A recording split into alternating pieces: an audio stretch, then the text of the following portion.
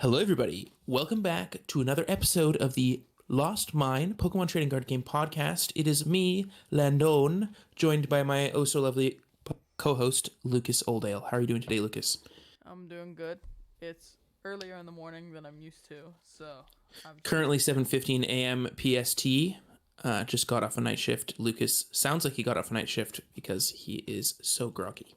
I am groggy indeed. But Landon is probably I don't know how Landon's even here. I had a little bit of breakfast, Ben and Jerry's. It's got me going here. Hell yeah. Peanut butter half baked. But that's sick. You know what we're doing today, Lucas, on the podcast? Talking about Pokemon. We sure are. So what we're doing this week is me and Lucas have been ramping up our testing for EUIC, which is now less than a week away. We fly out. And we have our top 5 decks we would be interested in playing. There is so much decks to choose from this event, but these are our top 5, and we're going to kind of rank them in the order that we're thinking of. So, and then we also have our decks from Vancouver because that just happened. But yeah, okay, that's what we're doing. Awesome. So, as you see here, this is our just cool little backing photo. Hell yeah, we got the bridge and stuff. Big Ben. Okay. Yo. So we'll start off with what we So played this in is Vancouver. This is my Skibbity Storm deck list. This deck was sick. I played Kyogre for the event. If you don't know what Skibbity Storm means, I was playing Roaring Moon EX and Arhanzi EX. I mean, this list wasn't the most popular Kyogre. I think the more popular version was like the Dragonite Mawile stuff. But my theory was people were teching for Dragonite. Teching for Mawile, and Dragonite does absolutely nothing in Desard. 250 does not equal 330. And then the Roaring Moon was kind of my idea where you could beat that. And then there was quite a few times against Zard when I was able to do like the Counter Catcher or Boss, take out the Pidgeot after either having a turn to Ninja or Lost Mine or cram the Pidgeot. A lot of the time they promoted the cram off the escape rope, or the Pidgeot off the escape rope, and I could cram it. So yeah, this deck felt like it had really good matchups. I misplayed aggressively badly. Day 2, I would have been 3-0. But I literally threw game on board in game 3 against a Charizard. So that kind of ruined my run. But I think this list was a really good way to close out the format. And Lucas played something else. Yeah, for the first time in what feels like a long time, I played a different deck. I played Gardevoir. I thought Gardevoir was quite strong going into Vancouver. With the double Avery, it seemed like you just kind of beat everything. Indeed did not do that. I went 4-3. My opponent in the last round got a little bit lucky in the last round, in the last game, which is okay. Stopped me from making top 16. But I think this list was good. I think the 2 Avery was quite strong throughout the event. I hit like a couple Gardevoirs, but I did not know how to play the Gardevoir. I had no idea how to play the Gardevoir, so that's what kind of ruined my tournament run. So I'm just not letting that happen for EUIC. Yeah, I think both. I didn't really test very much. That's kind of why I misplayed aggressively bad. That was like my first real time playing Kyogre aside from a League Cup. But I just wanted to try something new at the end of the format, and it worked out okay for me. Not so much for you, unfortunately. Yeah, true. It was fine. But yeah, unless you have anything else to say about Vancouver, dead format, but it was a fun event. Really nice to have a regionals in the hometown. It was really cool being just chilling at your house after day 1 and day 2. Yeah, true. A lot of people came over to my house. We made like tacos and we got some Zaws, had some ice cream, pizza, bro. You don't remember the Red Swan? Pizza, yeah. We got the sesame seeds on the pizza. That place is pretty good, actually. I like their crust. It's pretty fire. Red Swan's really good. And then we got a copious amount of ice cream. True. Some of the ice cream. And we cubed. Cube went good. We did cube as well. Oh, dude, I had a sick deck. So I played Mewtwo level X loop. So I had no way to attack other than Mewtwo level X, and I had Malamar and a bunch of different drop Pokemon. I had Macargo, and then I was playing Control basically. So either I had a bunch of Gust effects, and then I had Loose Mean Loop for my deck to like trap them, or I also against John, which is Lucas's dad, Goat by the way. Skibbity John is fire. Oh my god. I took all 6 prize cards by using AZ/Turo and just looping Mewtwo level X, which does 120 for 3 and discards all energy. So what I would do is I would attack for 120, take a prize, and then John would hit me, and then I had the unified domain or the Mewtwo that puts a supporter back on top of your deck. So I would like pick it up. I would promote a Pokemon that could take a hit for a turn. I would Psychic Recharge, attach, while also rebenching the Mewtwo and resetting my Lucamine on at the top. And then I had Lieutenant Surge's strategy as well, so I could just loop. And if you couldn't one shot my Mewtwo level X, then you just lost because it was also immune to basics. So Dub. it was a pretty sick deck. That is pretty sick. I played this, But I think we can. And sorry, Lucas, just tell us about your sick deck. Yeah, man. I played. I played. I didn't realize you were so enthusiastic about yours. I'm joking. It's fine. I played some lightning. I played some lightning box. I played a 1/1/1 Electivire level X line. This is just I'm still mad you cut the FB one that I played last time we cubed. That one was sick. True. So by the way, we're just using Puka's cube, Puka's crazy chaos cube. So yeah, Lucas has it all proxied up. Proxied up, yeah. So I had like a deck where I would go. I had my Substriker line. I had an Electivire line. The Electivire was you can attach an energy to itself once per turn, and then you discarded all the energies attached, and you flip the coin for each energy you discarded, and you do 50 for each heads. And then Electivire level X was if it was in the active, and your opponent attached an energy to something, put 2 damage counters on it, and then its attack was 50. Discard all tools or stadiums that your opponent has. If you discarded any in this way, then you are immune to damage and effects for the next turn. So that's pretty good. Nice, kind of like Flygon with stadiums. Yeah. Yeah, pretty good. It Sick. played a like Dynamo, not an electric line. So it was a cool deck. I accelerated energies and I did big damage. So do you want to move on? Sick, dude. Yes, let's talk about our EUIC decks. That's what the people are here for. So this is our Ancient Box deck. I think the more we playtest this, the less I'm finding it appealing. It's still really good. It's good, but it's just hard to pull the It's just combos off. The Zard matchup is what really susses me out. You have to draw really well against Zard, which isn't a great place to be in.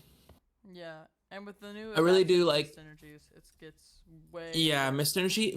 Why is that a new adaptation? I will say I've been saying Mist Energy is very good in Zard since I saw the card. And people are just not playing it. It's been so broken. But anyways, this is way better than just playing Fighting Energy, as we've been preaching every week. But still without Fighting Energy. It's just kind of... It's not the most consistent deck. You have to like kind of raw draw your supporters. This deck is playing... this list is playing Pokegear instead of Fourth Nest Ball. That's different from last time we showed this. But you're just working really hard against a lot of things just because of the consistency issues. And if you're working that hard, I kind of just feel like Chen Pao's a better option. Oh, yeah. No, yeah. So Chen Pao is like definitely the same kind of thing where it's hard to set up and it's hard to get going. But once you do, Chen Pao's kind of self-sustainable. This deck is like, it's pretty easy to keep going once it's going. But you have to keep getting a copious amount of cards in the discard. Yeah, I feel like the issue I've had with this deck is if you don't have a supporter in your opening hand, the game is kind of just over. You have like one turn to find it before it feels like you're really over, like it's really screwed. But that's why I added the Pokegear. But even then, you can't just add a Pokegear and guarantee it. But that's been my biggest gripe, because once you hit the first supporter, Explorer's Guidance digs so deep that you're usually able to find the next one and then just chain them every turn. It's just like the starting turn, like the turn 1 and 2 with this deck is really iffy. But once you get past those turns, it's just like a well-oiled machine. But yeah, no, like this deck's very strong. Its prize trade capabilities are frankly. Oh yeah, the thing does so much damage. It's just Charizard has so much HP that you're literally never one-shotting it except with Mooney-X, and if they're playing Mist and they only see you're playing Dark, I think they're just gonna assume you're playing Mooney-X and then just slap the Mist on. One shot a Charizard in the late game. Yeah, like you're not. It's like your last attack, you'd be one-shotting it because you have to have like you're playing 29 ancient cards here, I think. So you need to have 27 in the discard. Yeah, which is all but your 2 moons in play, basic. Which is like really hard to do. Yeah. If you played like 31 maybe, but I don't know. I still like this deck, but I think I don't want to go into EUIC with such uncertainty of this deck because I haven't really like, sure you can test it all you want, but having like some tournament experience with it is way different. And with like just an unknown meta, I don't really feel super comfortable bringing this because I'm not really sure if it's like broken or it's actually just really bad. I can't tell. Yeah, kind of same here. I mean, the deck is very strong. If you're playing it to EUIC, there's a good chance you do well if you have the right 60, and if you're beating Zard, I think if you have the right ancient counts. Yeah, I think this is like, I don't want to say this is like the perfect 60, but I think this is the correct way to play the deck. Koraidon feels awful, and I will stand by that. People are still playing that card somehow. But I think if you're playing Ancient Monks without Koraidon, you'll do good. Sure, don't play Koraidon. No. Okay, Lugia. So Lugia is not one of our top picks, but it's definitely This there. is like the more I think about it, I don't really think I want to play this because it's so clunky, but Lugia has really good matchups, and I don't think I would fault anyone for playing it. Yeah, true. I mean, Lugia takes like a strong Lost Zone matchup just because he goes Snorlax Therapeutic Energy, and that actually just straight up wins you the matchup on the spot. Oh, on the spot. But That's a little aggressive. it does kind of win you the matchup in a lot of situations. I mean, it's really good, but I don't think you win the turn. You just put a Snorlax in play. No, you But put Snorlax anyways. in play, they actually just die. Yeah, they instantly lose. It literally says win the game on your one prize attacker. Yeah. But yeah, other than the consistency issues, you have like no real bad matchups except Turbo Hands. Yeah. Sorry. Lugia has always been that way though. Lugia has always been like just really good. Like Yeah, true. Single Strike Lugia had great matchups until Charizard Yep. came out. Yep. Colorless Lugia, when that was good, had great matchups. The only reason Lugia has really fallen off is since Hands came out. It's been kind of hard to deal with Hands. But this deck can do that because it has just Chinchino and it just blows things out of the water. The only issue is you're now playing like 17 energies and an extra stage 1 line in your Lugia deck. So it's a little hard to operate functionally. Which, by the way, the 60 I grabbed played 2 Serena and 2 Research. Nuh-uh. So Played bad. 3 Research. No, I think your Lugia list should play at least more copies of Research than Serena. That's my only request. Yeah, I think Lugia is, aside from its inherent consistency issues, a very, very strong deck. Yeah, but that's what best of 3 is for. Like, I've played Lugia to multiple regionals. I think I've played it to 3. And every time, it just kind of feels like if you set up, you just win. And you have best of 3 for that. Unless you're playing against a really poor matchup, like Turbo Hands or something, which is pretty much unwinnable if they draw functionally. Yeah. You just kind of dunk on people if you get turn 2 double chops. Like, it's such a powerful thing to be doing. And also something super important to mention here is this deck has a really strong control matchup, which not a lot of decks can like boast except really like Tina. But that's a huge thing because I think control, not on our top 5, but it's really strong for EUIC. Yeah. I think there's gonna be a lot of people playing it, honestly. We're gonna have to figure out something for it, and we're gonna have to try to beat it. Absolutely. Yeah, I don't really want to be taking an L to control this weekend, but it is possible, like we have Charizard on this top 5, that if we do play Charizard, then you just kind of do take the L to Unless you control. play the Unless you Gengar. want to play Gengar. Yeah. I don't think it's worth playing Gengar. Unless the Gengar like turns out to be really good, but wasting a candy on a non-Pidgeot non-Zard is like really horrible against anything but Lax. It actually just auto wins you the matchup. It does. But like, is it worth it to play a card that's literally dead every other matchup? You're never going to candy into that. It's wasting a candy. Like, you could just put a Charizard in play. Yeah, true. I mean, it's not bad in some other matchups. Like, you can set up 2 Zards, Pidgeot, get a Charmeleon going, and then you have Gengar. But like, it's just Yeah, I mean, I'm sure it would like come up sometimes, but yeah, it's mid everywhere else. But on the topic of Lugia, I do really like this deck is playing Tulaminion V. I think that all Lugia lists like ever have played Tulaminion V for a reason. Even when we lost Luminous Energy to last rotation, you still played Tulaminion. Yeah, or what? Yeah, whatever the rainbow that discards a card from your hand. Yeah, Aurora. That let you actually attack with Lumina. That was broken. When you could just Aqua Return, that was so sick. Yeah. But now you can't, and you still should play 2 because consistency. Plus, But less then- people are playing 2, so but it's then- better. They came back with the Iron Hands Radiant Zard version of this deck, and then you played a Water Energy. Some people did. I even like a lot of people didn't even play Water Energy, which I thought was scuffed because Aqua Return is a cracked attack. You shuffle it back, you can use the ability again, you can get another boss. Yeah. It's broken, dude. No, yeah, like It's so sick. Tulaminion in this deck Pre- is really good. 'Cause you And it, play- like the pre-rotation Lugia, that deck was crazy. oh my god, that deck was so Raikou, broken. Yveltal. That was one of the best decks I've ever played, like ever. That deck is crazy, yeah. Yeah. But anyways, I think that summarizes my thoughts on Lugia. I think the matchups are really good. It's clunky as heck. But you'll do good if you best of three. This deck thrives in best of three because you can break a game entirely, and then any game you draw good, you usually win.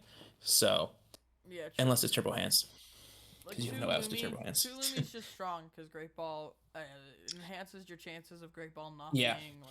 being a supporter, which I find that's just the first thing that comes to mind with double Lumi to me is like your Great Balls get drastically better and your opening hands get better. Like sure you have a higher chance of starting it, but like.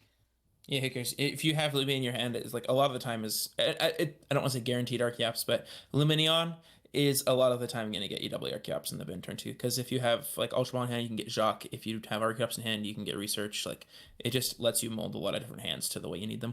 Yeah. And then just keep an eye out if you're thinking about Lugia. There are going to be some people playing Temple of Sinnoh. I know Lucas has been really into Temple of Sinnoh in a couple of his decks, more than me, but.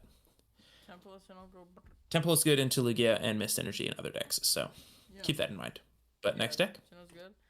This is a Lost Box 60. This is probably the deck I'm most interested in right now. It's pretty similar to the Ogre list I just played to Vancouver, but you just cut Ogre because it rotates. But this deck has really good matchups. And the Minior is really tricky because we're playing the glasses here. So not only can you Minior KO Iron Hands, it also KOs Snorlax against Lugia, which is huge. It also KOs Snorlax into control matchups. So this deck has a pretty strong control matchup because not only do we have Infinite deck with Pidgeot, we also have Minior and a bunch of switch cards. And then it also lets you against Charizard go Prime Catcher or Counter Catcher, take 3 prize cards from Pidgeot EX, which is huge. Oh, sorry. So this deck is pretty cool. Town Store is really nice now with the board and the 4 Seal Stone and the glasses. We've been thinking about Lost Box for a while, and this 60 came top like 32 the late night last night, the late night tournament. And as of time of recording, obviously, but the Minior seems pretty good. With the glasses, like it was a thing pre-row where you could play Minior glasses to kill hands, and like. It seems pretty good for Snorlax, the Minior. I like how this deck takes like an astronomically free Snorlax spell matchup. Yeah, you're playing like 8 switch cards plus Minior. Yeah. It's pretty sick. One thing I'd also like to shout out about this list is now that we're playing Sealstone again with the town stores, we've brought back a Lost Vacuum, which can really help you get turbo aggressive starts and get like turn 2 Lost Mines. So I think playing Lost Vacuum really improves a lot of like mostly the Charizard matchup because early game they're going to really struggle to get Jirachi, Manaphy, plus all their Pokemon they want to set up. But you'll often find that the turn they can Candy and Desard, they're able to find usually the Manaphy first because you'll be able to Ninja earlier, and then they'll get the Jirachi the second turn. But if you can just like have a turn 1/7 because you have Town Store for 4 Sealstone for Lost Vacuum, it's not that hard to hit, especially now we're playing 8 switch cards instead of 7 plus the rescue board. The aggressive starts are going to really help you punish early like slow starts from other people. And then also notably we've cut Pokegear. This is Simi's list, so true. That we've been working on with them. But we've cut Pokegear because we have Sealstone. So you have Pidgeot v Sealstone Town Store. So you have Town Store is basically plus Sealstone. You basically have 3 extra outs to Colress. So this is like kind of like playing 3 guaranteed Pokegear if you think about it in a different way. Yeah, true. Because as long as you have an S-Ball, then all of those are outs to Colress. Yeah, 2 Town Store Sealstone and an S-Ball, like combination of that is. Also, there's a Temple of Sinnoh here. I know Lucas really likes Temple of Sinnoh. I think it's horrible in this deck. I would rather see like a Pokestop in that slot or like another switch, maybe. I could see 4th switch or 2nd Lightning Energy in that slot instead. But Sinnoh just beat Lugia. But you beat Lugia anyways. Like, think of your map into Lugia. You can kill Lugia with hands for 3 prize cards and or 2 prizes early. You have Minior for Lax, so you've now taken 4 prize cards, and then you just have to make up 2 on like Chinchinos and or like Lost Mine stuff on Archeops. Plus with the vacuum, like the strategy I was talking to James about is like they're going to miss their Archeops, but if you just get early Lost Mine with the Lost Vacuum, you can just 60-60 both the Chopses before they have mist under them, or one of them doesn't have mist. Yeah. I just don't think you need Temple of Sinnoh for that matchup, because like what's to turn off mist for gouging, I guess? Yeah, and lost mine. but maybe But gouging's not needed. yeah, I think that you beat that matchup without Temple, as long as you don't have like a really awkward lost zone and have to lost zone like if you like pick glasses plus hands. But you have also limiting on V if they have limiting on V in play. It's So also good for Zard, because they play Mist. yeah, no, it's definitely good into Zard, but I think the issue I have with Temple of Sinnoh into Zard is like you're trying to gouge on like turn 2, maybe turn 3 if you went first. But usually turn 2 you want to respond on the Charizard with this gouging. But you also then have to hit Temple of Sinnoh that turn, which is like turn 2 or turn 3. How are you hitting Temple of Sinnoh while also getting 7 and Gate attach? I don't think you're hitting that. And so that's the turn you'd need it. Yeah, I don't know how you're hitting that. That's why I don't like the Temple of Sinnoh. I think I've said that enough. But I think there's also the option of playing like a grass attacker. If you want to play Iron Leaves EX, you could, or because that synergizes with Comfey a lot. But there's also the option of playing like the Tropius, the good one rotated. But there's a one that attacks for 3 energies. You could glasses that for KO and Zard, but that feels horrible, honestly. Yeah, maybe it's just. You'd have to play second glasses. Maybe. I don't think you really need 2 Roaring Moon anymore. Yeah, but you don't. Because Mew rotates and Guardy's not very good. Yeah, that's when it gets kind of scuffed. But I think the Tropius attacks for 1 grass. It's 2. Is it 2? Oh, that's so horrible. If Tropius attacked for 1 grass and you could just play 1 grass energy, then maybe we'd be balling. But no. It's then if it's 2 grass, then you need to play like 3 grass instead of just 1. Oh, that sucks. Yeah, that's horrible then. Okay. Well, I think that summarizes my thoughts on this. Unless you have anything else to say, I think this deck is really strong. I kind of have the itch to play Lost Zone again because I kind of had a lot of fun playing it in Vancouver, and I feel like I'm not going to misplay again because I was so traumatized by round 13. What happened? Oh, I had literally, I played so good the whole game, and my opponent Roxanne me, and I had thinned my deck super well, and I had Super Rod plus 2 Gate left, and all I had to do was attack with another Roaring Moon, and I got to the bottom. My hand was literally Rod, Gate, and then I rodded back the wrong energies and couldn't Gate for game. Silly goose. I know, it was cringe, and immediately I did it, and I was like, oh, okay, GG, dude, and I picked up all my cards, and I signed the slips, and I walked away. I was tilting a little bit, but I didn't let myself tilt to my opponent. That's like the thing we were talking about a couple episodes ago. Yeah, true. Tilting to your opponent's cringe. Yeah, but I don't know. It was a good experience. I like misplaying because then it's like. I like misplaying. Well, because you just like. I obviously don't like misplaying, but when you misplay so tragically, it leaves such a lasting impact on you as a player because you're like, oh my god, remember that time I threw my whole day 2 away by making the stupidest play? And then you just don't do that in future tournaments. So I think making those misplays is common for a lot of players. Yeah, now next time I'm playing Lost Box, I'm gonna never do that again because I did it so horribly once. I learned my lesson. Yeah, true. And now I'm balling. And now I'm gonna play perfectly and win EUIC because if you play perfectly with this deck, you're gonna win a lot of the time. Yeah. That's the plan. I feel like literally I was playing so well with Kyogre in Vancouver except for that one round, and there was like one other time that I did messed up my Super Rod, but I felt like I was playing really good, especially since I hadn't played that deck very much. I know. I was just like, and it was funny because I had it all, like I checked my prize cards and had every card, all 6 of them on my notepad in front of me, but I just like would have the energies in like my 20 card hand. It'd be like hiding behind something and I'd played my Gate and I'd be like, oh, okay, whoops. Yeah. But whatever. I think Lost Box is really good, but yeah, next slide. Zone is like quite strong. Actually, before next slide, sorry not to cut you off. Continue what you're saying. Okay, just don't change I slide think after. Lost Box takes a lot of insanely strong matchups. Zard is like a bit sus, but you can play Grass Attacker. But like Lugia is insane for this deck, I would assume. Yeah, Lugia. Play Minior. Lugia is a really good matchup. I don't know whether the Temple you don't need it. The Lugia is like pretty much free even without Temple. You have any matchup where you have like a turn buffer, where you have like a free turn where you can do nothing, feels pretty good. This deck has like a downturn because Lugia doesn't attack going first. Yeah, I'd probably maybe it's worth to cut the Sinnoh for the Lightning. For a second Lightning. Yeah. I like playing more basic energy just because I find a lot of the time that you just don't activate concealed cards during a turn. And that's why I played usually Kyogre was playing 10 energy pre-rotation, but I played 11 because I just liked having raw energy to conceal away. And it felt great. I would love to see 10 energy here. Yeah, I could probably cut Sinnoh for Sinnoh could be Sinnoh could be cut. And my last note of Lost Box, I think, is both a large buff and a large nerf is VIP pass for Buddy Poffin. Buddy Poffin only hits your comb face basically into matchups where Manaphy is good. It hits Manaphy. It also gets mini ore against some things. But the big buff of Poffin, aside from not being able to get Cram or Greninja, is you can burn the mid game, which is huge. Because a lot of the time you'll have like games where your giant hand has like 3 Vips in it, and then you get Rock Sand and you draw like Vip plus other bad card. But if you can thin like your whole deck, you're gonna be so much more like just the difference of minusing 2 or 3 cards from your hand with the Poffins. Your Ionos are gonna be way worse against you now.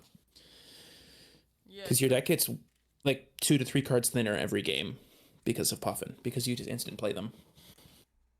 And they also, like, you can rod back and get Comb Face late game if you're playing against like a Zard where they try to boss Comb Face all the time.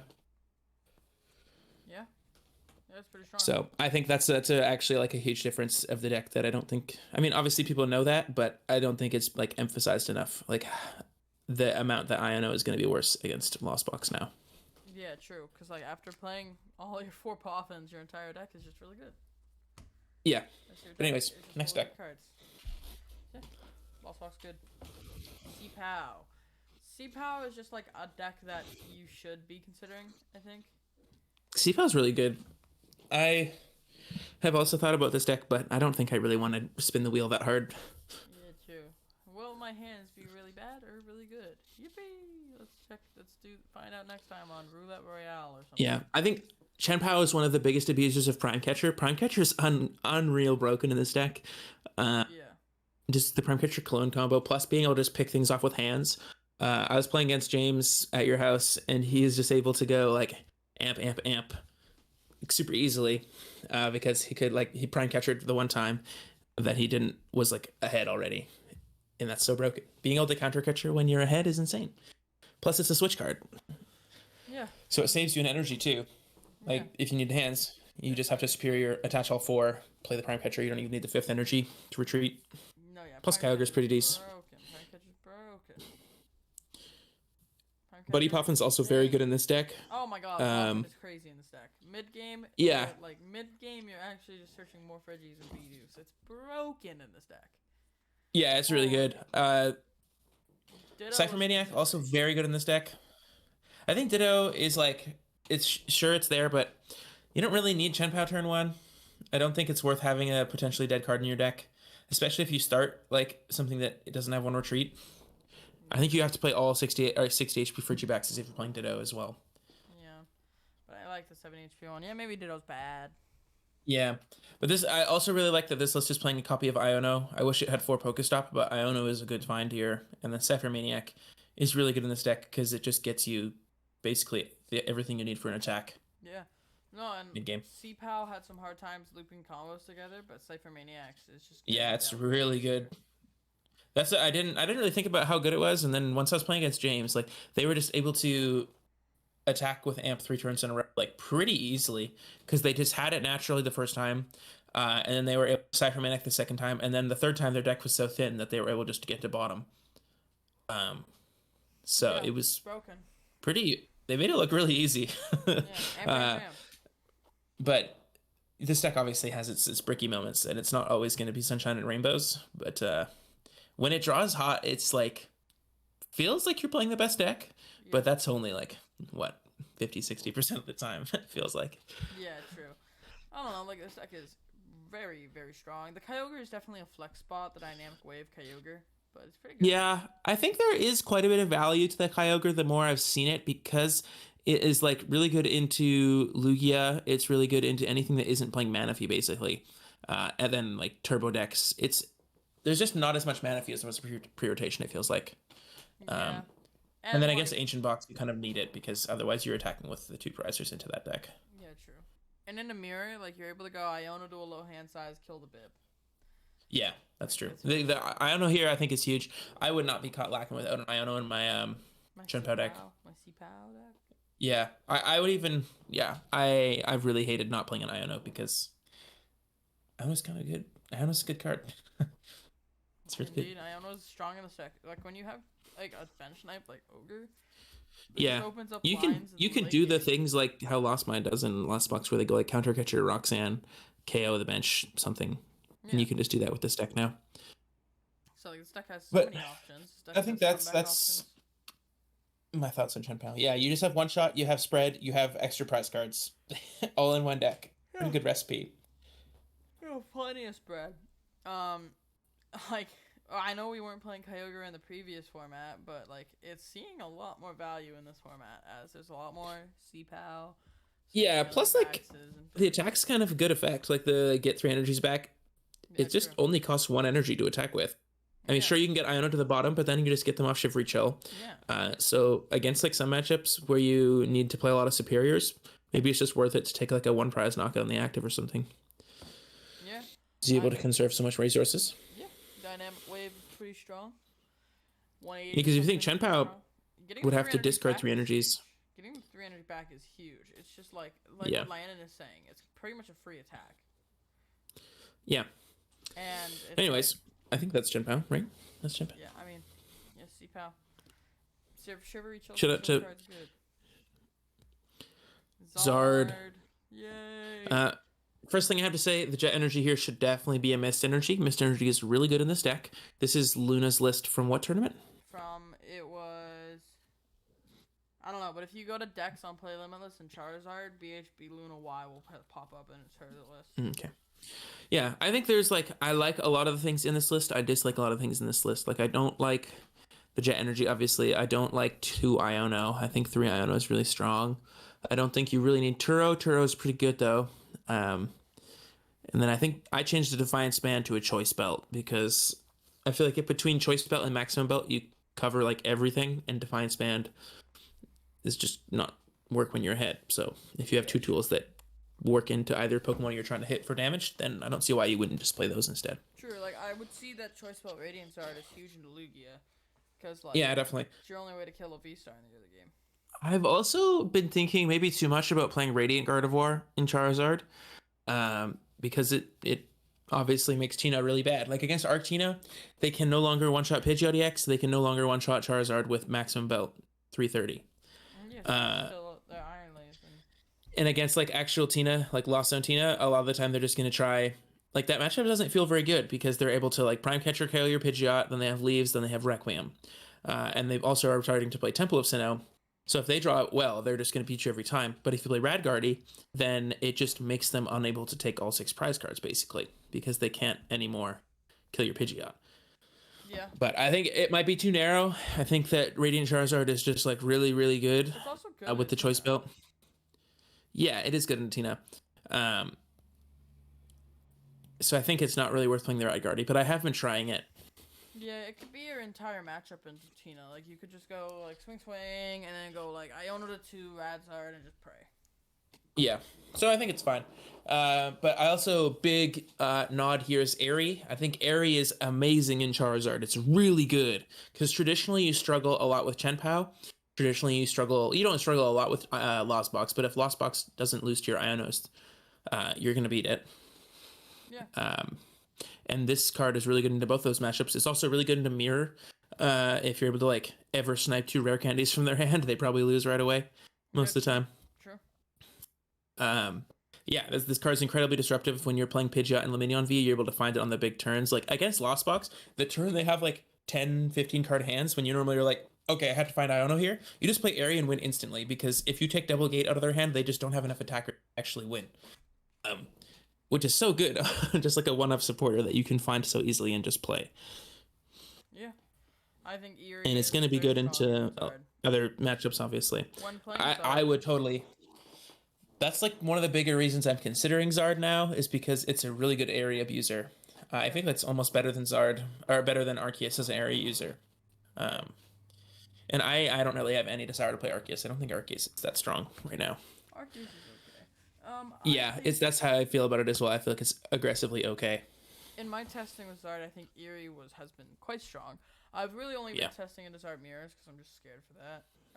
But Eerie seems pretty strong into it. Like, And- you can get rid of the candies, and Yeah. it's harder for them. Way harder for them. Roxanne. I think the Zards that play Prime Catcher are going to have a really tough time in Mirror. That's why I'm on Max Belt. I think Prime Catcher is probably a bit of a stronger card, but I think you're just so disadvantaged in the Mirror if you don't play Max Belt. Yeah. that you kind of have to play it. And the mirror is going to be obviously the biggest matchup. So I just think that it's like really ill-advised to not be playing max belt because it lets you kill Pidgeot really early. It lets you kill Zard when they're on 2 prize cards left. So Yeah, it makes their life a lot. There's a lot more to handle with the max belt than when there's no max belt. Like I've been finding that you kind of want to even like try to have as much control over the max belt plays as possible. So like that you have to lead your prize map in a way that controls the max belt. yeah, max belt's sick. Max belt's I also wouldn't mind playing a Lost City and Zard either.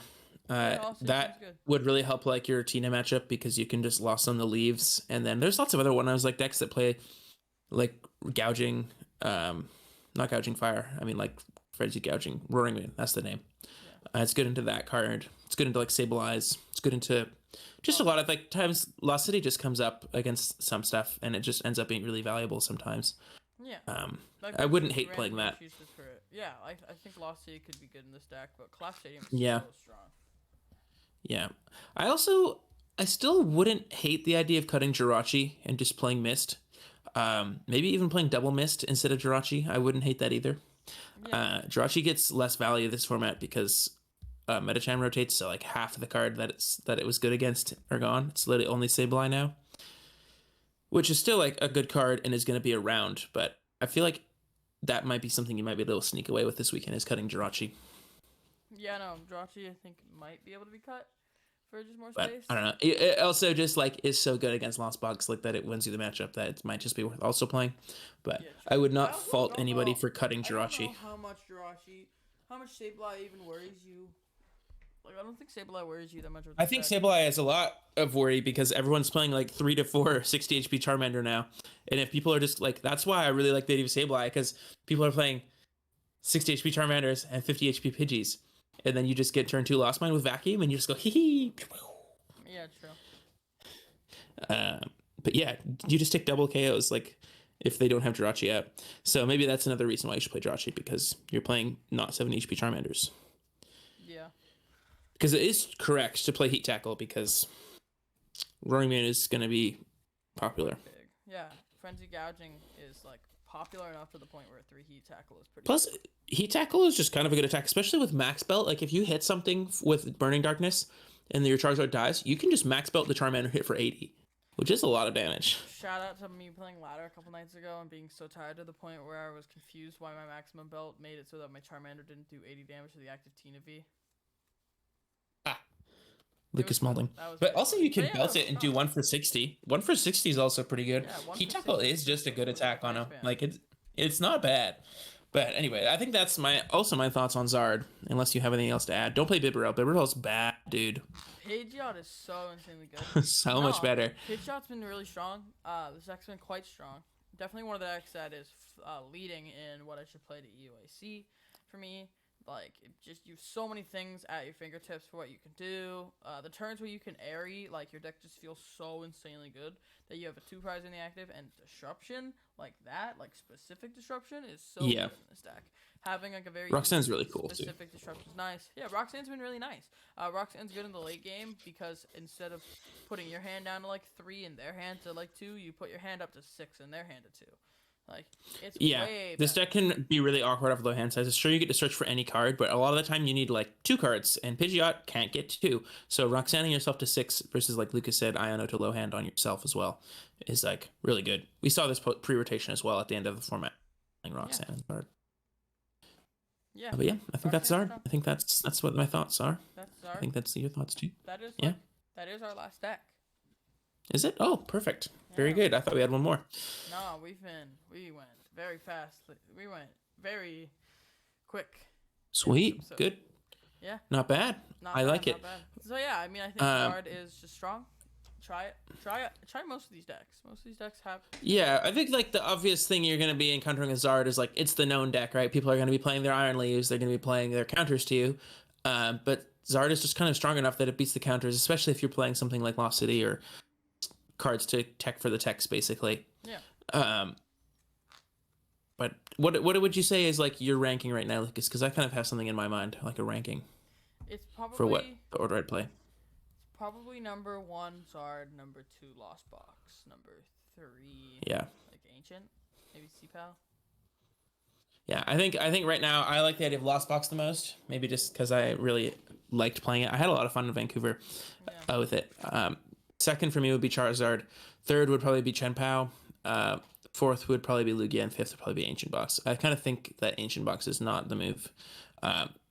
Again, kind of what I said earlier. I think I'm just not sure if it's broken or horrible. I really can't tell, and I don't like that thought. I don't want to have that thought going in. I don't want to get there and be like, oh, I just went 0-3 because this deck is actually bad. Or you end up winning the tournament because it's broken. But I really am. It's giving me weird vibes. I don't know. I'm not into it anymore. Yeah, I think maybe Lost Zone is like pretty strong. I really like Lost Zone, especially if Ancient Box is down, because that's the matchup you're like scared of because it's playing quad flutter. Yeah, like you actually just have a seizure when you see 2 flutter. Yeah, it also, I thought about it. It might be worth playing like a aggressive, just turbo Lost with Cologne or Cologne Z, because you have Prime Catcher Cologne Greninja, just like Chen Pao does, and that's really good. True. Cologne could be strong as hell. What? Yeah. Wait, honestly, what I've kind of been doing since Vancouver, so the last 5 days, is just thinking about different Lost Box 60s, like whether I want to play Pokestop or Town Store, whether I want to Cologne, no Cologne, whether I want to play multiple vacuum, 1 vacuum, 0 vacuum, Seal Stone, Pokegear. Like I've just been, like, I think Lost Zone, Roaring Moon, Hyan's is probably, I don't want to say the best thing to be playing, but it's pretty up there in power level. I think the idea is just to have the best list, because that's the advantage to have going into this week, and because of the recency of the format, I should say. Yeah, this is like Alex Szymanski logic, where you played literally Arcadura picks because that deck was just so strong into the meta because nobody knew what to do. So it's really you have surprise factor. So if you're playing like a little bit of a couple wonky cards that people aren't expecting that end up being really strong, they'll be extra good this tournament. Yeah. But next week we're gonna do our tier list. I'm thinking we should get some guests on. I know maybe James Sims would like to come on. They've been on the pod before. And then I was talking to Ethan Chow. He said he might be interested. So Ethan Chow, let's go. Yeah, Ethan Chow's my goat. We're bringing him a Lost Mine mat at EUIC. Dub. We gotta bring a couple other people from Lost Mine mats if we can. Yeah, if anybody wants like that kind of stuff, I know we've been kind of lacking a little bit recently, but if you're interested in mats and stuff, we would just like what we're doing for Ethan. We're just charging him the cost. It costs us $20 to make it. We're gonna get $20 from him, so we're not like turning a profit on them. But if you want one, then that's chills. $30, man. Yeah, no, we're at cost giving them. So $20. Yeah, we're not trying to leave a comment. You're doing DM us. advertising for us, so we'll just make it so you get a $20 playmat because that's how much it costs to make. Yeah, pretty much. That we really appreciate anyone that wants to use one because it's just free publicity. So we don't want to like turn a profit because we're already benefiting from you using it. So I feel like I don't want to say it's immoral to sell it, but like I would feel bad selling someone something for a profit that is also just benefiting us. So yeah, I would feel bad doing that too. But anyways, I think that's all we have. I know it's a bit of a shorter episode, but I don't mind that. I think some people might like shorter episodes, some people might longer. I like switching it up. Yeah, next week's probably I feel like we were talking for quite a while. That's nice. Next week. Yeah, next week, especially if I guess that one could be like an hour and a half. This one is just about 45 minutes. So yeah, next week could be double the length. Yippee! Yay! Okay, anyways, Lucas, would you like to do our outro? I did the intro today. Okay, I'll do outro. Thank you guys for listening to the Lost Mine Pokemon Trading Card Game podcast. We appreciate all of you. Please leave a like, comment, subscribe, review if you're on Spotify. I know there's like barely 5-star review. No other reviews. 5-star only. If you're thinking of anything else, you're mean. Yeah, so thank you guys for listening. We appreciate the support. Sorry for lack of content. It's just like it's hard for Landen to edit. So I work a lot, and when I'm not working, we're going to Pokemon tournaments. So I've found it exhausting and burning me out to try and push up consistent content. Yeah. So but the podcast is fun. Nice. I think this is what we're just going to do for now. Yeah. So And then maybe eventually if we get like an editor. I'm gonna do an EU. Actually, I'm gonna do an EUIC vlog. So. Oh yeah, vlogs are sick. But basically, I've just come to the realization that this is for fun. I think Lucas feels the same way. Yeah. We're just gonna do the things that are fun for us and keep on working, making them better. Good. I think after EUIC, because we've put so much energy, we've kind of just put everything on pause except for the pod, and also like we haven't really put any new features. But we've just kind of been grinding. We had a regional last weekend. Testing and also making content is hard because we're not going to sacrifice our testing for tournaments for this, unfortunately. Yeah, true. That was the one thing when we were content grinding. He would just like come over and. Yeah, we weren't really testing at all, and it was not worth it because the whole reason we go to Pokemon tournaments is to perform well. I mean, obviously have fun, but we're competitive. We're there to win the tournament. And if what we're doing on the channel is taking away from that, then unfortunately we can't really do that. Yeah, So, it's probably even worse for the channel. Yeah. So I don't know how Azul does it, man. That's crazy. Well, it's different when it's your job. Like I work a full-time 12-hour shift job with night shifts. Like I can't be doing this full-time as well. Like it doesn't work. And I mean, you have school, but if like in Azul's case, that's his job. That's what he does for work every day. True. So like it's different. He has more time for like it, and that's not a bad thing. Yeah. I'm not trying to diss. No, I'm not hating on him at all. That's sick. Like if your job is literally playing Pokemon cards, that's fire. That's the dream, right? Yeah. As a Pokemon player. I mean, not for me. I don't think that would be fulfilling for me either. But if that's what you want to do and you can make it a full-time income stream, that's great. But I think that's the reality of content creation. That to be your full-time gig. Otherwise, you're just working 2 full-time jobs basically because it's a lot of work. Yeah, content. So. I find it so stupid how people clown on streamers who get like burnt out and stuff like that. That is hard. Yeah, like no, it's hard. You're putting on a face, like you're having to. I don't want to say act a character, but obviously, like right now, we're talking a little more appropriately than we do normally. Like we're talking more concisely than we would normally. Like it's not like me and Landen normally are just like saying things that. Guys, I say the F word very frequently. Whoa. Frick. No. No. Okay. But yeah, that's I don't know. We usually do like a little rant at the end of the episode, anyways. So it's kind of fun. That's our little rant.